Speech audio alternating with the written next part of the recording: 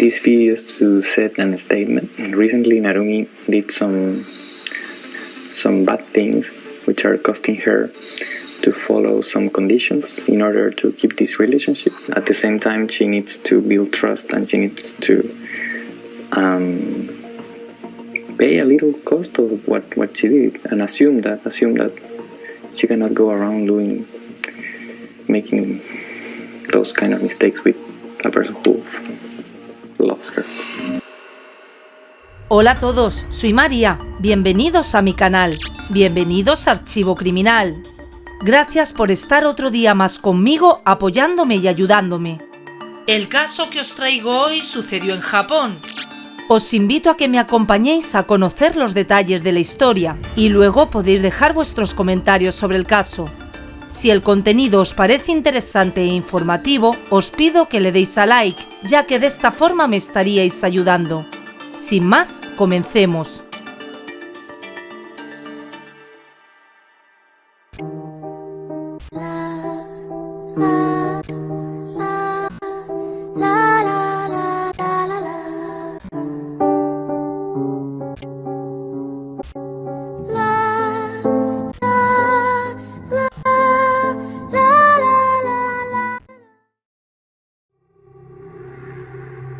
El caso de Narumi Kurosaki.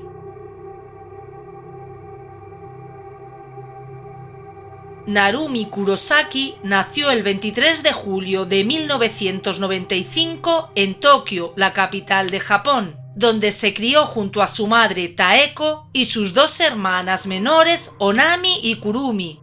Sus padres se separaron cuando sus hermanas eran todavía muy pequeñas, por lo que Narumi, como la mayor de las tres, ayudaba mucho a su madre y la apoyaba en todo lo que estuviera a su alcance, incluso con las tareas hogareñas y cuidado de sus hermanitas.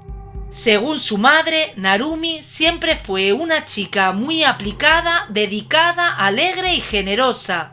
Taeko afirmó que desde que era una niña irradiaba felicidad y siempre estaba riendo. Por su parte, Kurumi describió a su hermana como una muchacha brillante. Recordó que cuando Narumi estaba en el preescolar les leía cuentos a los niños pequeños que aún no sabían leer y escribir. Narumi estudió en la Escuela Secundaria Metropolitana Kokusai, en Tokio, donde participó de variadas actividades extracurriculares, como clases de natación, piano y baile, en las cuales se desenvolvía con facilidad. La chica se incorporó rápidamente a nuevos grupos sociales e hizo amigos en todos los clubes a los que pertenecía. En 2014, Narumi se graduó de la secundaria y aunque quería estudiar en una universidad privada, decidió inscribirse en la Universidad de Tsukuba, una casa de estudios estatal ubicada en la región de Kanto a 30 minutos en tren desde Tokio, para así no generar gastos adicionales a su familia. Tenía planeado para su futuro conseguir una beca para ir a estudiar a Francia. La Universidad de Tsukuba es conocida por sus programas de intercambio para estudiantes extranjeros. Tiene convenios con instituciones latinoamericanas como la Universidad de Chile, para la cual ofrece becas de corta duración a todos los alumnos de pregrado. La intención es que los estudiantes tengan una experiencia inmersiva de la cultura y sociedad japonesa, no solo asistiendo a clases sobre estas temáticas, sino también asistiendo a eventos, visitando museos y espacios tradicionales, así como también clases básicas del idioma. Fue gracias a este programa que llegó a Japón un joven que le dio un vuelco a la vida de la joven nipona. Nicolás Humberto Cepeda, nacido el 11 de diciembre de 1990 en Santiago de Chile, en el seno de una familia adinerada y con conexiones políticas. Es hijo de Humberto Cepeda Cares, uno de los principales ejecutivos de la operadora telefónica Movistar en el país sureño, y Ana Luz Contreras Retamal, secretaria del senador Francisco Buenchumilla. Nicolás creció en Temuco, al sur de Chile, con sus padres y sus hermanas gemelas Belén y Josefa. Estudió en el Colegio Centenario, de donde egresó en 2008. Poco tiempo después se mudó con su familia a Antofagasta y luego a La Serena, ambas ciudades situadas al norte del país. Finalmente comenzó su educación superior en la Universidad de Chile, donde estudió ciencias administrativas hasta que en 2014 consiguió la beca de intercambio que le permitió estudiar en Japón por varios meses. Fue en el campus de la Universidad de Tsukuba durante una fiesta organizada en octubre de ese año para promover la socialización entre estudiantes locales y foráneos, donde Narumi, de 19 años, conoció a Nicolás, de 24, quien había sido becado con uno de los programas de intercambio de la universidad. Pocos meses después de ese primer encuentro, en febrero de 2015, comenzaron una relación amorosa. Nadie pudo imaginar que el aparentemente inocente noviazgo desencadenaría una serie de oscuros hechos que tendrían gran repercusión internacional. La relación de Narumi y Nicolás se volvió seria con bastante rapidez. A tan solo 7 meses de comenzar a salir, la pareja viajó a Chile durante casi un mes para que Nicolás pudiera presentarla a sus padres. Sin embargo, casi un año después de su visita al país sudamericano, el 26 de agosto del 2016, Narumi cumplió su sueño y consiguió una beca para estudiar en la Universidad de Franco Condado, ubicada en Besanzón, ciudad del este de Francia. Su intención era ingresar a la Facultad de Economía a partir de enero del año siguiente, por lo que primero tenía que aprender francés en el Centro de Lingüística Aplicada. Vivió en el segundo piso de la residencia universitaria Théodore Rousseau. Su habitación era la número 106. Al poco tiempo de su llegada a Francia, Narumi terminó la relación de más de un año que tenía con Nicolás, y no mucho después de eso, la joven japonesa conoció a un estudiante de la Escuela Nacional Superior de Mecánica y Microtecnología llamado Arthur Del Piccolo, con quien empezó a salir. Nicolás no se tomó bien la separación. El 7 de septiembre publicó un vídeo en internet en el cual decía que Narumi tenía que asumir las consecuencias de sus actos y que no podía seguir cometiendo errores de esa magnitud con la persona que ama. Dijo también que había ciertas condiciones sobre su estancia en Francia que ella tenía que cumplir, así como otras que eran aplicables siempre, y que si la chica fallaba en cumplirlas, iba a pagar por eso. This video is to set a statement. Recently, Narumi did some bad things which are costing her to follow some conditions in order to keep this relationship. At the same time, she needs to build trust and she needs to pay a little cost of what she did and assume that she cannot go around making those kind of mistakes with a person who loves her. Casi 2 meses después de esta publicación, el 4 de diciembre de 2016, Narumi comenzó su rutina diaria como de costumbre. Asistió con normalidad a su clase de baile, la cual terminaba siempre alrededor de las 4 de la tarde. Sin embargo, no volvió a su dormitorio hasta la noche. Alrededor de las 3 de la mañana del 5 de diciembre, otros jóvenes que vivían en la residencia estudiantil aseguraron oír gritos desesperados, seguidos de un golpe seco y luego silencio. Aunque después de esto nadie volvió a ver a Narumi, durante varios días sus allegados recibieron mensajes de texto y a través de redes sociales, los cuales calificaron como extraños, poco característicos de la joven. Les explicaba que tenía un problema con su pasaporte y que tenía que ir al consulado japonés en Lyon para solucionarlo, lugar donde el ente diplomático solo tenía oficinas administrativas, a diferencia de la sede del consulado nipón en Estrasburgo, donde solían resolverse los inconvenientes con la documentación. Según registros policiales, el último movimiento de la tarjeta bancaria de Narumi fue el 6 de diciembre, con la compra de un pasaje solo de ida desde Besanzón en dirección a Lyon. No obstante, los pasajeros y personal del tren en el que ella iba a viajar dijeron que no vieron a ninguna mujer con sus características. Aunque la estudiante japonesa presuntamente viajaría a Lyon, los últimos mensajes que recibió su familia el 12 de diciembre de ese año no tenían nada que ver con esa explicación. En esta ocasión, Narumi les dijo que se iba de Besanzón sola, ya que tenía un nuevo novio llamado Arthur, lo que fue extraño para su familia, ya que ellos ya sabían que estaban saliendo.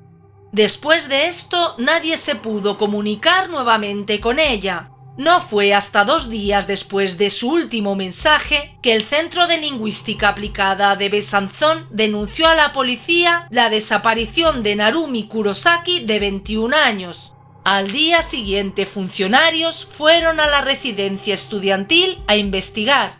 Encontraron en la habitación su ordenador portátil y su cartera, dentro de la cual había 565 euros en efectivo y lo que sus allegados confirmaron que era su único abrigo de invierno. El primer sospechoso al inicio de la investigación fue Arthur, quien era pareja de Narumi en ese momento. Durante su interrogatorio, el estudiante mencionó a Nicolás, a quien describió como un hombre celoso y posesivo que acosaba a su novia hasta el punto de hackear sus redes sociales. En la etapa inicial de la investigación pudieron determinar, gracias a la geolocalización del teléfono de Narumi, que el 4 de diciembre la joven había ido a visitar un restaurante llamado La Mesa de Gustave, en Ornans, un pequeño pueblo a 20 kilómetros al sur de Besanzón. Además, descubrieron que la cuenta se pagó con una tarjeta bancaria chilena. Originalmente descartado como sospechoso por la distancia geográfica, las autoridades consideraron pertinente empezar a investigar a Nicolás, ya que estas 2 pistas apuntaban a que podía estar involucrado con la desaparición de Narumi. Siguiendo las pistas que encontraron al intervenir los chips GPS de su tarjeta bancaria y su móvil, los investigadores establecieron con bastante precisión todos los movimientos de Nicolás en los últimos meses y descubrieron que el joven chileno había viajado a Francia poco antes de la desaparición de Narumi. Nicolás compró un pasaje de avión con llegada para el 29 de noviembre del 2016 a Ginebra, Suiza, haciendo primero una escala en Madrid. Tras aterrizar, compró un billete de autobús hasta Dijon, ciudad al este de Francia, donde hizo una compra sospechosa en un supermercado. Entre los artículos que adquirió había una caja de cerillas, un pulverizador de detergente con cloro y quizás el ítem más extraño de la lista, un bidón de 5 litros de gasolina. Todavía en Dijon, Nicolás se dirigió a un local de alquiler de automóviles para retirar un vehículo que había reservado con antelación durante los primeros días de noviembre. Fue gracias al chip GPS de ese vehículo que la policía pudo rastrear con exactitud los recorridos de los distintos viajes que realizó el sospechoso. Tras su compra, Nicolás pasó alrededor de mediodía recorriendo distintas carreteras secundarias por el área del bosque de Chouk, ubicado al este de la ciudad de Dole. Entre el 1 y el 4 de diciembre, el estudiante chileno, quien para ese momento tenía 25 años, viajó desde y hacia Besanzón todos los días, movilizándose siempre cerca de las zonas que frecuentaba Narumi, tales como la residencia en donde vivía y el centro de lingüística donde estudiaba. Los investigadores también pudieron confirmar, gracias al servicio de ubicación del vehículo que alquiló, que Nicolás fue la persona que acompañó a Narumi al restaurante de Ornans durante la noche del 4 de diciembre. Esta hipótesis fue reafirmada cuando revisaron las grabaciones de las cámaras de seguridad de las cercanías de la residencia y el restaurante, en las que hallaron imágenes de la expareja saliendo del establecimiento gastronómico a las 10 de la noche y luego llegando a la vivienda de Narumi juntos. Estas pruebas demostraron que la última persona en ver con vida a Narumi fue Nicolás. El GPS del automóvil no registró ningún movimiento hasta la madrugada del 6 de diciembre, cuando se movilizó desde la residencia donde había permanecido estacionado por 2 días hasta las calles del bosque de Chouk que Nicolás había visitado los días anteriores a su encuentro con Narumi. Tras esto, el 7 de diciembre, el chileno regresó a Dijon para devolver el vehículo a la agencia y siguió su camino hasta Ginebra en autobús. En la ciudad suiza tomó un avión hasta Barcelona, España, ciudad en la que visitó a su primo Juan Felipe Ramírez, con quien estuvo durante 5 días. El 12 de diciembre regresó a Suiza para finalmente abordar un vuelo hasta Santiago de Chile con escala en Madrid. Y para el 13 de diciembre por la noche, un día antes de que se hiciera oficial la desaparición de Narumi, Nicolás ya había vuelto a la tranquilidad de su hogar en Las Condes, comuna de la capital chilena, a 11.770 kilómetros de distancia de Besanzón.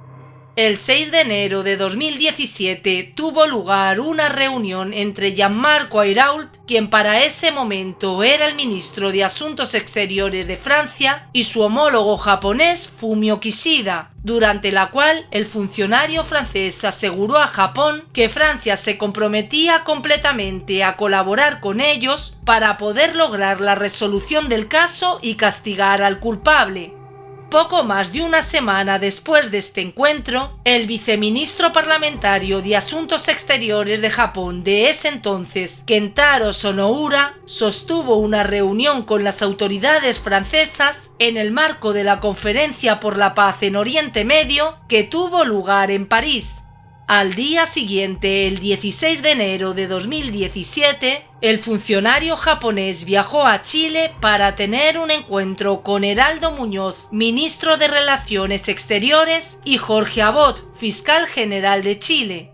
Juan Felipe Ramírez, el primo de Nicolás, con quien, como ya comenté, el sospechoso había pasado 5 días en España el año anterior, testificó ante las autoridades francesas el 24 de enero del 2017. El joven chileno, quien era estudiante de medicina, confesó que Nicolás se estaba comportando de manera inusual, haciéndole preguntas y comentarios extraños. Le ocultó el verdadero motivo de su viaje a Europa, diciéndole que iba a participar en un congreso que se llevaría a cabo en Ginebra, y le pidió que no le mencionara a nadie que se habían visto, por lo que Juan Felipe sospechó que algo raro estaba sucediendo con su primo. Otra de las razones por las cuales desconfió de las intenciones de Nicolás fue por la manera en la que se refería a Narumi en tiempo pasado, como si hubiera fallecido. A Juan también le sorprendió cuando el acusado le preguntó qué sabía sobre la muerte por asfixia. Las autoridades francesas consideraron que habían logrado recaudar suficiente información a lo largo de su breve investigación como para emitir una orden internacional de captura contra Nicolás. Pero en febrero del 2017, un magistrado chileno la desestimó.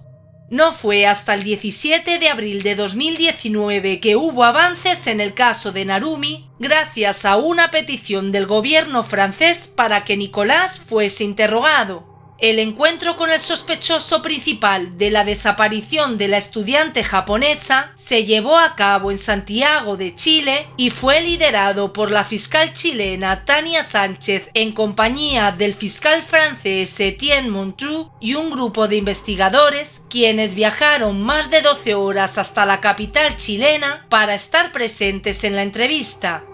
Durante el interrogatorio, el joven chileno expresó su negativa a colaborar con las autoridades francesas un total de 95 veces, siempre utilizando las mismas palabras en una oración que parecía haberse memorizado al pie de la letra.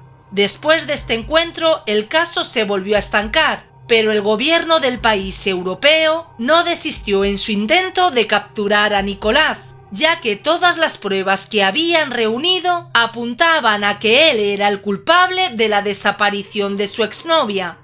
Finalmente, casi un año después, el lunes 18 de mayo de 2020, la Corte Suprema de Justicia de Chile autorizó la extradición de Nicolás a Francia, poniéndolo en arresto domiciliario en Villa del Mar desde principios de junio como medida preventiva, mientras se completaban todos los trámites administrativos para que pudiera ser extraditado. El 23 de julio de ese año, Nicolás fue trasladado por la Policía de Investigadores de Chile desde el Aeropuerto Internacional Comodoro Arturo Merino Benítez en Santiago hasta el aeropuerto de París Charles de Gaulle en Francia, donde aterrizó un día después de su partida.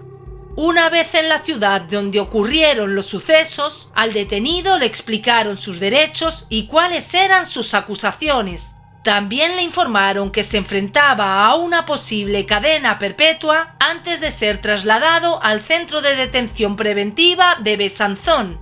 La pandemia de COVID-19 ralentizó todos los procesos durante ese año y el siguiente. Finalmente, el juicio tuvo su primera sesión el 29 de marzo de 2022 ante el Tribunal de Primera Instancia de Doubs en Besanzón. A Nicolás lo defendió Maître Jacqueline Lafont, abogada conocida por representar a acusados de casos polémicos, tales como el expresidente francés Nicolas Sarkozy, durante su juicio por intervenir de manera ilegal conversaciones telefónicas, Alexandre Benalla por ejercer violencia contra grupos de manifestantes en 2018 y a Nicolas Hulot, exministro de Transición Ecológica y Solidaria de Francia, quien enfrentó cargos de agresión sexual. Del lado de las defensas civiles, la familia Kurosaki fue representada por Sylvie Galey y a la pareja de Narumi, Arthur del Piccolo, lo representó Maître Randall Sweldorfer, también conocido por haber sido el abogado de Jonathan Daval, hombre enjuiciado por haberle quitado la vida a su esposa, y de Frédéric Péchier, médico francés acusado de alterar bolsas de anestesia, envenenando así a 17 pacientes. La acusación estuvo a cargo de Etienne Montox, fiscal general de Besanzón desde el 2018, y quien, como mencioné antes, fue una de las partes que dirigió el primer interrogatorio a Nicolás en su país natal. El presidente del Tribunal de lo Penal de Francia, Matthew Hasson, quien también ofició durante el caso de Jonathan Daval, fue el encargado de liderar el proceso judicial. El jurado estuvo integrado por 9 personas. Debido a la magnitud internacional del juicio, el cual involucró a 3 países de 3 continentes distintos, todos los intercambios entre las partes implicadas y los testimonios de los testigos fueron traducidos de manera simultánea por un total de 6 intérpretes, 3 para el japonés y 3 para el español. Aparte de la sala principal, la cual contaba con 3 relojes para tener en cuenta las diferencias horarias entre Francia, Japón y Chile, se habilitaron 2 espacios adicionales en donde había pantallas gigantes donde transmitían los debates para que los periodistas y el público pudieran seguir el juicio en tiempo real. En total testificaron 13 testigos de manera virtual, 1 desde Escocia, 2 desde Chile y 10 desde Japón. Entre los primeros testigos se encontraron amigos y compañeros de clase de Narumi. Tal fue el caso de Rachel Roberts Hope, quien compartía piso con la chica japonesa. Ella aseguró que el día de su desaparición vio a un hombre que no conocía escondido en la cocina de la residencia, a quien identificó como Nicolás tras ver sus fotos. Kaori Nishida, otra de las testigos contra el chileno, estudió con Narumi en el Centro de Lingüística Aplicada de Besanzón durante el otoño de 2016 y afirmó mediante una videoconferencia que su amiga le había confesado que la ruptura con Nicolás había sido turbulenta y que desde ese momento sentía miedo de él. Otra amiga de Narumi, Miaro Kimura, pudo confirmar este testimonio ya que la joven desaparecida le había comentado algo similar y añadió que Nicolás había sido muy persistente sobre su amor hacia ella tras la separación. Según dijo, Narumi le comentó que estaba molesta porque él le había dicho que la iba a ir a visitar a Francia a pesar de que ella no lo quería ver. Ayana Tsuchiya, una estudiante japonesa que también estaba de intercambio en la Universidad de Franco Condado en Besanzón, confirmó la declaración de las otras 2 mujeres. Arthur, pareja de Narumi para el momento de su desaparición, reveló durante su testimonio que había recibido algunos mensajes de texto extraños de su novia poco antes de perder el contacto con ella. El estudiante de mecánica explicó que él estaba al tanto de que Narumi se iba a juntar a comer con Nicolás el 4 de diciembre y que en el transcurso de la noche le escribió para preguntarle si estaba todo en orden, a lo que ella respondió con normalidad que sí, que todo estaba bien. Más tarde esa noche la chica le preguntó si podía ir a verla al día siguiente, ya que tenía un problema que, aunque no afectaba directamente su relación, le generaba malestar a ella de manera particular. Como acordaron, Arthur fue a la residencia de Narumi y una vez afuera de la habitación 106 recibió otro mensaje de ella diciendo que se había juntado con otro chico y que no estaba segura de si le gustaba, pero que le explicaría todo al día siguiente. Al no tener más contacto con Narumi, Arthur le volvió a escribir refiriéndose a ella de manera cariñosa como su pequeña Naru. La respuesta que recibió fue críptica, poco usual en su novia, quien le dijo que ya no era su pequeña. Durante la tercera jornada del juicio, Nicolás dio a conocer una parte de su testimonio, en el cual describió el reencuentro con Narumi como inesperado y hermoso. Afirmó que pasaron 30 horas felices juntos antes de que no volviera a saber nada de ella. El abogado de Arthur cuestionó a Nicolás sobre esto. Abrió una serie de incógnitas que chocaban con las palabras de Nicolás. Si habían tenido un reencuentro emocional, le preguntó por qué Narumi no lo llamó 5 días después para felicitarlo por su cumpleaños y el motivo por el cual había tachado la fecha en su diario. A esto el acusado respondió diciendo que, aunque le avergonzaba admitirlo, esperó por días a que su exnovia le escribiera para volverse a ver, pero tenía una fecha límite para su regreso, ya que tenía que devolver el automóvil que había alquilado.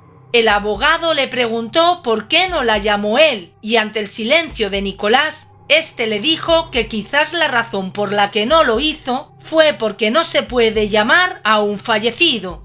Este último comentario del representante legal de Arthur fue respondido por Met Lafont, la abogada del acusado, quien explicó que era absurdo pensar que una persona que viajó con la intención de quitarle la vida a alguien dejaría sus rastros haciendo compras y reservas bajo su nombre y con sus tarjetas bancarias personales.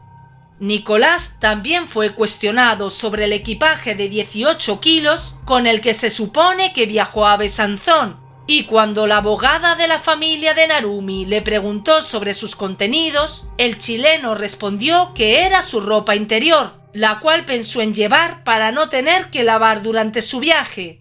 Esta respuesta tomó por sorpresa a la abogada, quien expresó en voz alta ante el jurado que era difícil de creer que una persona viajara con una maleta llena con 18 kilos de solo ropa interior.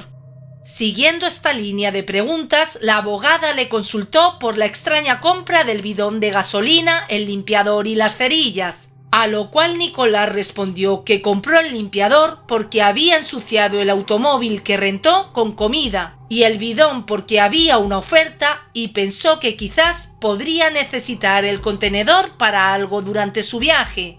También reveló que hizo una compra en una tienda de ropa para una supuesta entrevista de trabajo, pero que cuando regresó a su país decidió no llevarla porque no le quedaba cómoda. Aseguró que no había comprado el atuendo con la intención de verse bien en su encuentro con Narumi, repitiendo que cruzaron camino de manera accidental y que fue ella quien inició el primer contacto. Taeko, la madre de Narumi, confesó en su declaración que aunque la policía le prohibió formalmente cualquier tipo de contacto con Nicolás, ella le envió un mensaje en diciembre sobre el cual nunca recibió una respuesta. Explicó que viajó en secreto a Chile en junio del 2017 para seguir al acusado, y aunque confirmó la ausencia de Narumi, pudo notar que él estaba tranquilo y vivía feliz. Incluso reveló que en un momento él se dio cuenta de su presencia e hicieron contacto visual, pero el hombre simplemente volteó la cara y se alejó. Más allá de esto, no tuvieron ningún tipo de interacción. La madre de Narumi explicó que su duelo fue tal que una vez que regresó a Japón atentó contra su vida en más de una ocasión, pero que finalmente desistió ya que todavía tenía 2 hijas y que eran lo más importante del mundo para ella. Dijo que iba a hacer todo lo que estuviera en su poder para que Nicolás no quedara libre y que arriesgaría su vida si ese era el precio que tenía que pagar para hacerle justicia no solo a su hija, sino también a todas las mujeres víctimas de hombres violentos. Con respecto a la evidencia que se expuso durante las 2 semanas que duró el juicio, la acusación reveló una serie de pruebas contra Nicolás que contradecían sus declaraciones. Entre las pruebas más importantes que se presentaron estuvieron los resultados de los análisis de ADN que las autoridades realizaron una vez que Nicolás estuvo en territorio francés, comparando los restos biológicos encontrados en distintos objetos y superficies del cuarto de Narumi con las muestras que tomaron del imputado. Los resultados arrojaron que había una coincidencia con el perfil genético de Nicolás, así como también con el de Arthur, el de un empleado de la residencia y de otra persona también masculina, pero no pudo ser identificada con nadie en particular. Aunque también se analizaron las sábanas de la cama, no pudieron encontrar ningún rastro de fluidos biológicos, por lo que se determinó que el acusado y la víctima no tuvieron un encuentro sexual. Otra prueba crucial fue el intercambio de mensajes entre Narumi y Nicolás, durante el cual la chica de 21 años le decía a su expareja que nunca lo iba a perdonar por quitarle su futuro al haberla embarazado y que si tenía alguna complicación durante el embarazo le iba a pedir dinero. A esto Nicolás respondió que la amaba y que nunca quiso lastimarla, pero la joven japonesa no reaccionó bien ante estos mensajes. El presunto embarazo de Narumi nunca se pudo confirmar, ya que no hay registro de que se lo haya comentado a nadie más, y su cadáver no fue examinado, ya que los investigadores no encontraron sus restos. También presentaron pruebas visuales de los mensajes de texto enviados desde el teléfono móvil de Narumi los días previos a que la universidad denunciara su desaparición, reafirmando así las declaraciones de los allegados de la víctima. También expusieron alrededor de 900 correos electrónicos intercambiados entre Nicolás y su presunta víctima, cuyos contenidos eran altamente preocupantes y demostraban el comportamiento tóxico, violento y manipulador del acusado. Adicional a esto, los abogados de las partes querellantes revelaron un documento que hallaron en la papelera de reciclaje del ordenador de Narumi, el cual tenía fecha de 5 de septiembre de 2016 y había sido eliminado el 8 de octubre, es decir, pocos días después de la ruptura. Dicho archivo era un diploma falso con el título de la mejor pareja del mundo y mostraba una foto del acusado y su supuesta víctima, acompañada por un texto en el que Narumi expresaba lo agradecida que estaba por tener a Nicolás en su vida y que lo iba a amar para siempre. Que Narumi hubiera eliminado un documento que era una prueba de su amor y su compromiso a la relación que tuvieron por tanto tiempo ponía en duda la declaración de Nicolás sobre su reencuentro, que según el imputado había sido mágico. 2 años antes de que comenzara el juicio, el 7 de agosto del 2020, a Nicolás se le realizó un análisis psiquiátrico rutinario en el Centro de Detención Preventiva de Besanzón, el cual dirigió Gian Canterino, médico psiquiátrico que explicó con detalle ante la corte el perfil psicológico del acusado. El especialista declaró que el acusado tenía un nivel intelectual alto, superior al promedio, y que no presentaba ningún tipo de patología o trastorno de personalidad. Sin embargo, Gian expuso que Nicolás mostraba actitudes propias de una persona manipuladora, características que se podían encontrar principalmente en la manera en la que respondía a las preguntas durante los interrogatorios. Respuestas complejas comunicadas de forma sencilla. Sus elecciones de palabras eran completamente intencionales, formando las oraciones de una forma particular y muy consciente para poder manipular al interlocutor, haciéndolo creer lo que él quiere que crea. Dos conocidos de Nicolás validaron el estudio efectuado por Gian Canterino. Ellos compartieron sus experiencias de manera pública a través de entrevistas en los noticieros matutinos de dos cadenas televisivas distintas de Chile.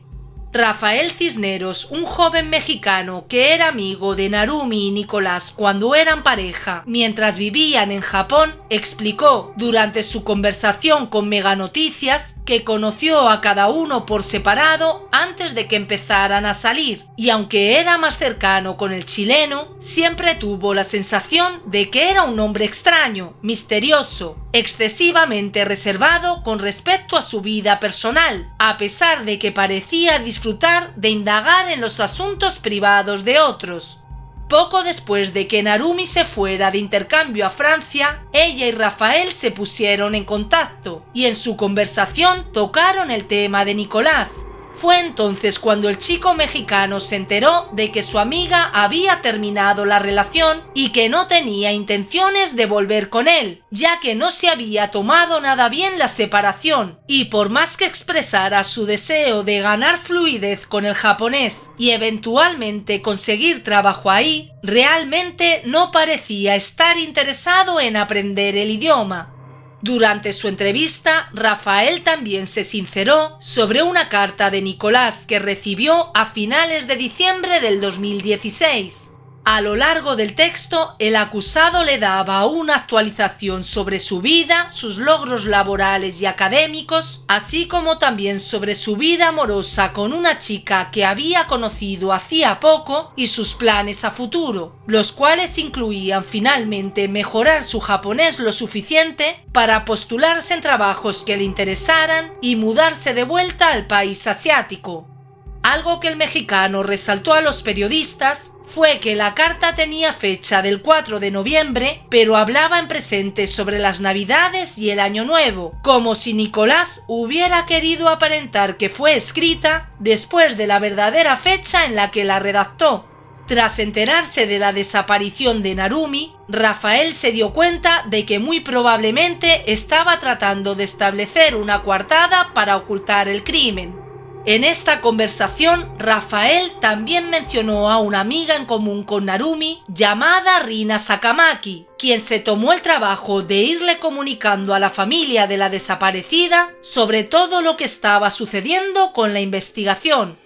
Rina le confió toda la información a Rafael, explicándole que Nicolás había estado actuando de manera extraña alrededor de la fecha de la desaparición de su amiga, y que el chileno incluso le llegó a escribir para pedirle que tradujera algunas frases al japonés, frases que luego se descubrió que fueron las que se enviaron desde el teléfono de Narumi después de su encuentro con su expareja. Como si yo también estuviera sorprendido, como si yo no supiera absolutamente nada, ¿vale? O sea, yo estaba comentándolo con ella casualmente porque no quería yo decir absolutamente nada. Perfecto. Y entonces ella me dice, sí, Nicolás estaba actuando extraño.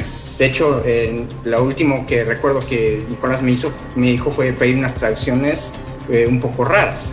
Y yo así, ¿qué traducciones? A ver, ¿qué estás hablando? Y me dice, no, de pronto me dijo que le tradujera voy sola y tengo novio. El segundo conocido de Nicolás, otro chileno que también residió en Japón al mismo tiempo que él, se conectó por videollamada con el noticiero matinal de Chilevisión, durante la cual reveló que aunque su amigo nunca le pareció extraño o sospechoso, sí tenía la impresión de que se le dificultaban los aspectos sociales. Se notaba que a veces inventaba alguna de las cosas que decía, por lo que podían sonar extrañas, pero nunca le prestó demasiada atención a este aspecto de su personalidad. Sin embargo, cuando conoció el perfil psiquiátrico que se explicó durante el juicio, pudo ver que algunas características descritas por el especialista en salud mental sí coincidían con su propia percepción de Nicolás. De acuerdo con un medio de comunicación francés, el 7 de abril del 2022, durante el último interrogatorio por parte del fiscal, Nicolás rompió en llanto y entre gritos dijo que a veces se equivocaba y estaba lejos de ser una persona perfecta y que él también quería saber, añadiendo con vehemencia que él no le quitó la vida. Pese a sus súplicas, el 12 de abril de ese mismo año, Nicolás fue hallado culpable de los cargos de asesinato y fue condenado a 28 años de cárcel, de los cuales los primeros 15 los tenía que cumplir en Francia y para los 13 restantes podría ser extraditado a Chile. También se le ordenó pagar una indemnización de alrededor de 150 millones de pesos chilenos, equivalentes a casi 25 millones de yenes japoneses, a los familiares de Narumi por el inmenso daño moral y emocional que les causó.